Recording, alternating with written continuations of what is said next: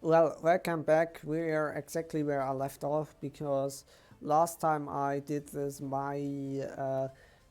this game was bugged again. It refused to show individual numbers in terms of when you change the veterancy. You get a veterancy indicator how the numbers change in this game, and this time we're in uh, a certain deck. Well, the thing is, I really don't know how to play this deck. And let me explain why. I haven't played it before because, as mentioned, I don't know how to play this game. How to play this deck, sorry. I exactly know how to play this game, but not this deck because this deck is a bit of a, well, is a bit of a exception in terms of this game here because the French are like a addition to the British and American units. They don't have quite the best equipment. Uh, they are not exactly equipped with the best equipment. Though this French unit deck was exactly uh, this French unit deck was exactly, well, how should I say that? Um, I don't know if that's a texture bug or should be that way. Yeah, it is supposed to be that from that towing cable or some sorts. Well, I don't have any idea how to play this deck. I mean, you definitely have in the French deck quite the assortment of units. Also, very interesting units because you have the M8 Greyhound here, AM uh, um, AM M8 Spahis, basically scout meaning scout, or recon here.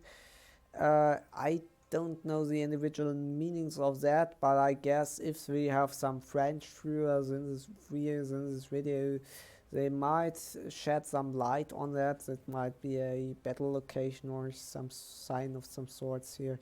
This is definitely the sign of the Free French Army, but that's not what I want to talk about. I don't know how to play this deck because you have the usual American Jeep. You can use it if you want. You can use it as a fire support unit against like infantry units on range, or you can use it as a very fast scout to get into positions early, to occupy positions early.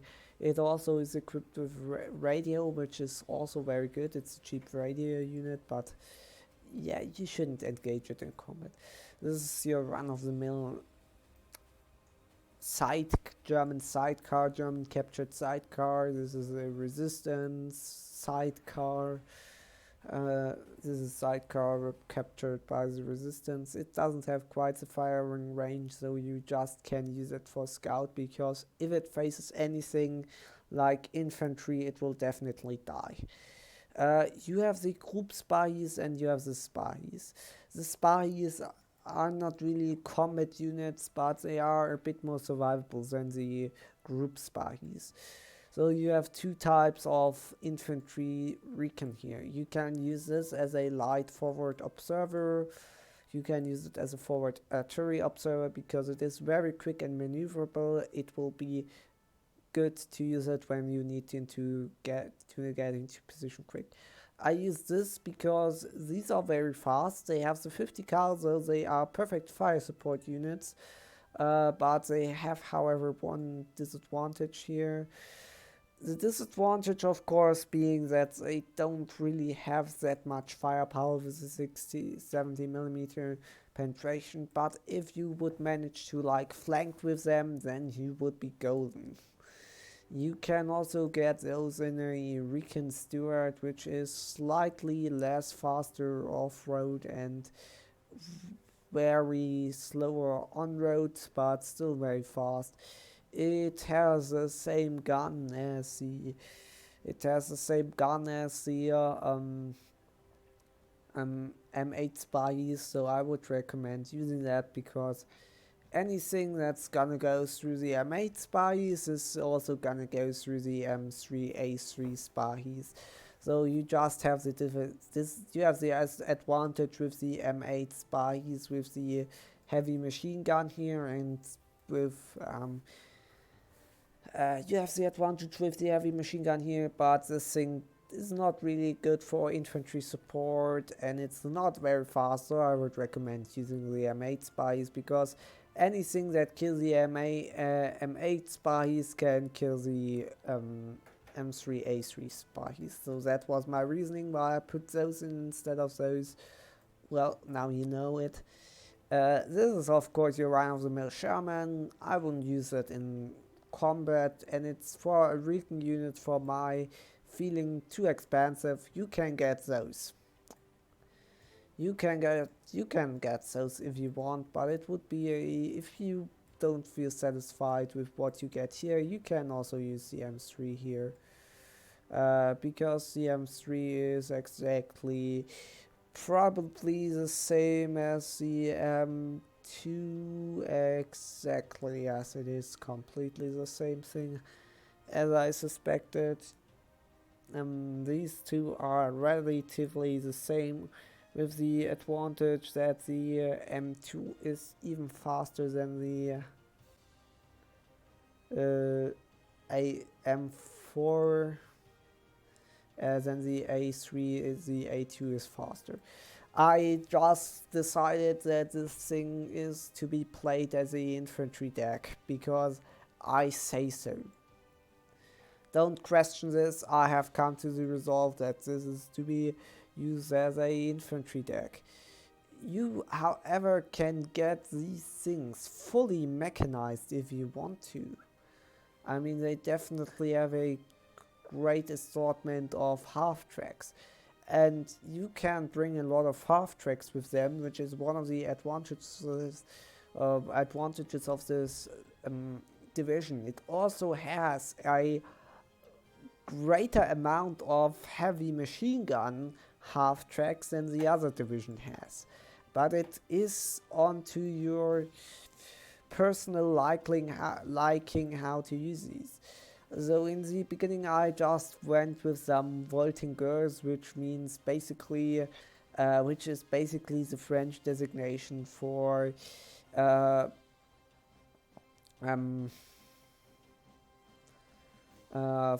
mechanized infantry. Vaulting, you can see the similarity to vaulting. If you vault from something, if you get off something, and these things are to be used as, these things are mechanized infantry, and they originated from from Napoleon, who had basically a guard of fast horsemen who were to be redeployed per horse. So they were not supposed to fight as cavalry, but they were supposed to fight as dismounted infantry, or as mounted infantry. This thing is a bit like, well, you have the choice between Devil and, well, you can get 3 Commander Supers, but if you get the Commander Supers, if you get the Supers leader, then you have the disadvantage that you will definitely lack the, you might definitely lack the the leader in phase B. The disadvantage is, yeah, that is basically the problem with this. You have either way, you can go with one commander, or you can risk running out of commanders in phase B, or you can just skip phase A without a commander, or you can just risk running low on commanders in phase B. And that is the disadvantage. So I figured this deck is, in my opinion, to be played in town fights, in wood fights where you don't where the enemy has to come close. And in my personal opinion, it is supposed to be played as a infantry division rather than a tank division. Well, you can of course see a run-of-the-mill flamethrower squad because they die so quickly. Because they die so quickly, I don't use that kind of squad anymore. But they definitely have some advantage. So if you could kick one of the, if you were willing to kick one of those, I would definitely recommend you to get in phase B more volunteers or sappers, because the volunteers definitely have some can are not broken-hearted, and they can be used in very close quarters combat, which is rather well. They have a slower fire.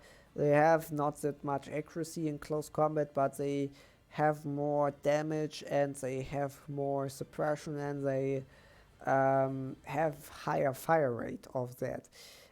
They, however, are and they are also in terms of fire rate higher than the M1 Garand. So yes, you can definitely use them in close combat here, and they have a higher accuracy than the M1 Garand. But also, I don't know if the accuracy over range wouldn't go up that much that the M1 Garand would be superior to the M1 Carabine. As far as I remember, the M1 Carabine was superior to the M1 Garand in Steel Vision Normandy 44. I don't know if they have kept that or if they have changed it. If so, I would be very sad. So I decided to go with some Pioneer Infantry and with some uh, covering group, let's say it that way. This covering group is because it has two heavy Browning machine guns, and I decided to just use those to basically counter everything in terms of, for example, what the Germans might throw at me. The advantage of the sappers is they might not have an MG, but they who needs an MG if you're in close combat and you have explosives, which is one of their advantages. And if some tank or of some sort decides to come too close, you can also use their M1 bazooka, and they are basically the only unit in this game who has a M1 bazooka. No, in this deck who has an M1 bazooka. I mean, this thing has one, and then then it's them. Okay, moving on to the tanks. Well, I got some light tanks to support the infantry in phase A, which I decided might be the better choice than that, especially in town fights. And then I got myself a command steward, which I'm gonna change to veteran C1, so I can get two more of them here. But you can see that this deck is, as many allied decks, it is fully radioed, so all of these things have radio in them. You can get quite the heavy number of M4A2 tanks in phase B even, which have, with their veterancy, they have a very nice fire rate, they have very nice accuracy, so they fire 10 rounds minutes, which is ridiculous, every 6 seconds around, and I decided to get those in phase B, so on veterancy, on vet 2, so that I have even a decent chance of hitting something like well, uh, if they come close, if a tiger comes close, then this can definitely kill the tiger, and I wanted to give them a little bit of an advantage over any possible tigers these might encounter. I decided to just give them the extra veterancy, and these are accompanied by a elite M4A2 commander in phase C. I guess so far you can follow up on that here. This is a M2 half-track logistics, and I don't care about it. I just thought it might be a better choice if I get the M2 half-track logistics because it doesn't get panicked as much as this thing. So you might be able to evacuate it. It has a slightly faster off-road speed, which comes to an advantage if it gets shot somewhere.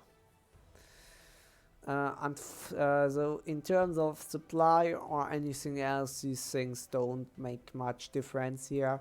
I decided to not get the Browning because Brownings are shit. I decided to get the heavy machine gun. Uh, I decided to not get the M1919 because the M1919 just doesn't deal enough damage, and this thing can be, in terms of transports, it can be faster transported here. This is accompanied by a HE firing tank to basically take, for example, any defended positions like towns early on. I decided to get this thing rather than the M8 Scott because the M8 Scott is not as good as this thing. It has just one round a minute less, and yeah, it costs a lot more, but then you have a decent town fighting unit which can actually kill stuff in armored buildings, for example. I decided to go against this because this thing does just have heat shells, and otherwise I'm not too fond of this thing because it, as mentioned, just fires heat shells. It doesn't even have, in terms of HE, any advantage over this besides the fact that it just fires heat shells. So I thought you can get this as well. It will give you a little bit of an advantage if you're in town early on. So this thing, as you see, it's probably just for town fighting. This thing doesn't have more than 115 millimeters penetration, which is not good, and this thing has, as mentioned, 130 millimeters penetration. So these are terrible defensive units, especially when it comes to open ground. You want to use them in a defensive position. So I figured that I wouldn't get anything in phase 8, and so that I could get the a bit more survivable elite commando. That I could get the elite commando bazooka teams in phase B here. So that's why I literally have no anti-tank in phase B. So if someone in phase A, so if someone is an asshole and takes town before you can take town, then you on open grounds are probably screwed. You can get the Bofors anti-aircraft autocannon in phase A, which is good. I get them on Veteran Z2, so I could be able to basically boost them on VET3 early on with a commander of some sorts. I have enough of commanders, so that's good. These things are pretty much, as mentioned, useless, so I don't use them. I don't use them because, as mentioned, they're useless.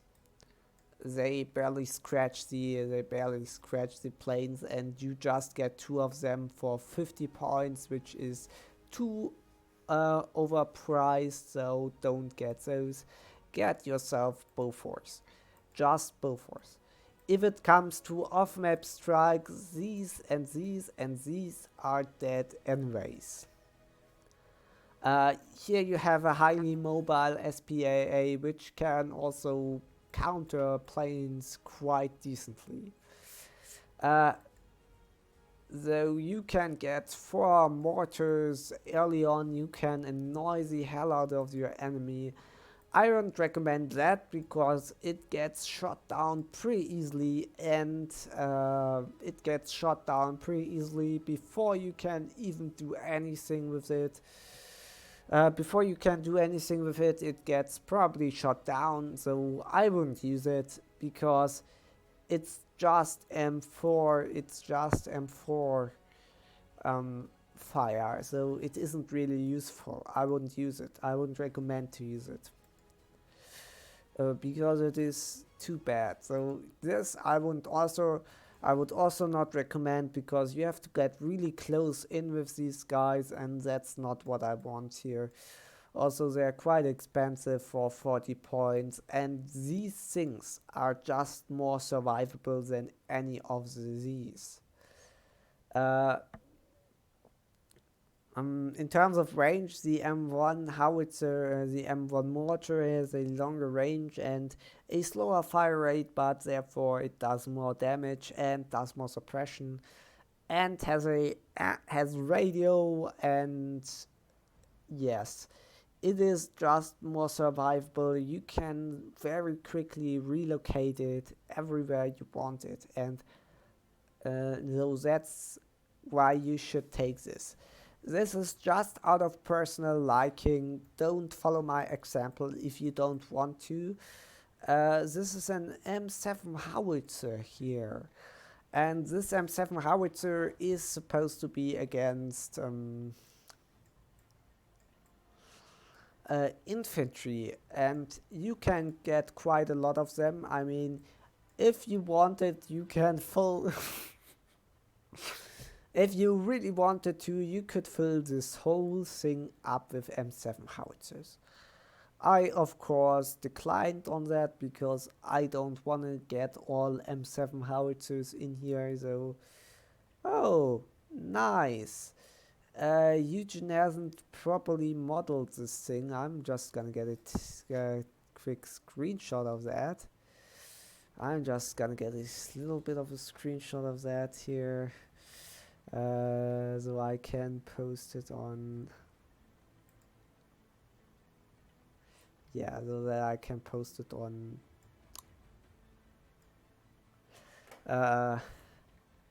so that I can post it on the Steel Division subreddit here. These things are quite well, these things are quite nasty against infantry. They are very quick firing, they have indirect fire, and they are very quickly to relocate. So these things is all about mechanization. I guess this deck should have rather been, despite it has actually been in history, it has been a tank division and it is designated a tank division, but it is actually a mechanized division because everything in this game or in this division is heavily mechanized. From light mechanized scout cars to light mechanized infantry. Yes. Mortars, I guess I mentioned the mortars already. The howitzers here, I'm pretty happy with them, and I would recommend you use them here. I would recommend to use those here. You can, of course, spam your enemy to death with mortars if you wanted to, but I, as mentioned, am going town fight, so I don't know where to position my mortars properly, so they might not get flanked, so that the enemy might not break through. Yes. And I am just not gonna risk my mortars in this game. I rather go for artillery, for heavy longer range artillery, and as mentioned, long toms are even more effective than the fucking off map here. This tank costs a lot more than this tank might cost a lot more than that. Than these recon spotter planes, but they are quite more survivable here, so I would recommend these tanks here. Also, long toms deal more of a blast than M4, M7 howitzers off map. This thing is basically, what should I do? These die very quickly, they have very bad resilience, have very slow speed, so you could use them as sacrifice units here. So if you wanted to, you can get 9 of them as sacrifice units, if you really want to. I'm not forcing you. If you, for example, want to spot the enemy off map somewhere, it depends. The problem is with this deck in terms of air power, it's very bad because except for the DB7B, um, except for the DB7B, this thing is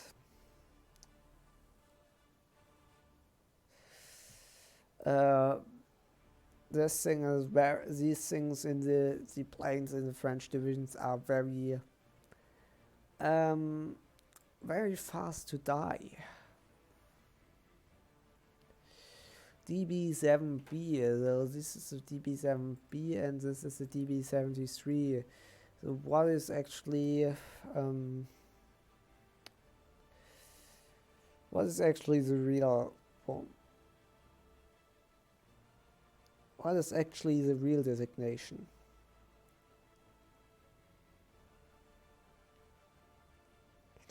This is actually a Douglas DB7B. This is actually a Douglas bomber from 1939, an early war medium bomber here. But it is very survivable, so I would recommend you use these because everything else is gonna die fairly quickly.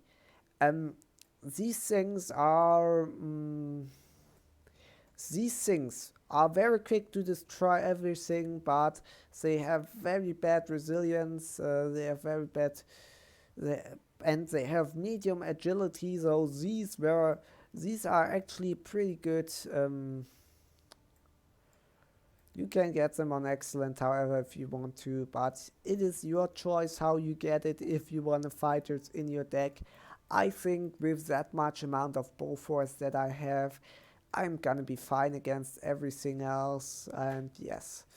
They are even faster than the Spitfire, and they can deal a lot of more punches than the Spitfire here, but they both have bad resilience, so they go down very quickly if anything even scratches at this thing. These things I don't take out of personal bias, because out of personal bias I refuse to take these things because they were pretty useless in Steel Division Normandy 44, and I have not quite decided if they are useful in Steel Division 2, though I don't want to test it out. So you can write it in the comments if you want to, but in my opinion these are pretty useless in terms of their rockets. So the only thing I want to go with is this thing, because it can actually do some not some carpet bombing here, and I'm fine with that. I mean, you get 4 of these things, and that is a very good amount of, this is a very good amount of planes here, and I won't complain about the planes here in this game. I won't complain about it, it's mentioned. These are P-38Js. P-38Js, they can even kill tanks. They can kill tanks with their payload, but it depends always if the tanks want to be killed. No, it depends on if it gets shot by a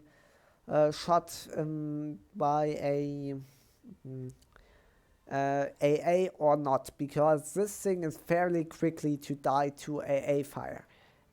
You look 1 second not, you don't look for 1 second, and this thing will be shredded by AA. If anything even sneezes upon this, it's gonna be very dead. So here you can see basically how I designed this division, how my reasoning was after designing this division. So in my opinion, this thing is supposed to be a town fight. This thing is supposed to be for town fighting, not for open ground fighting, because it just hasn't got the ability to defend against anything heavy armored in lesser than 300 meters range or from lesser than 300 meters range. So yeah, depends on you how you want to use this stack, but I find it in open ground battles it is very useless, and I wouldn't use it in 10 versus 10 because I'm actually quite worried about that very fastly dying, and as mentioned, it depends on how you want to use it. I hope you enjoyed this type of other content and you will join the next time, or leave a like or leave a subscription, and till the next time, bye.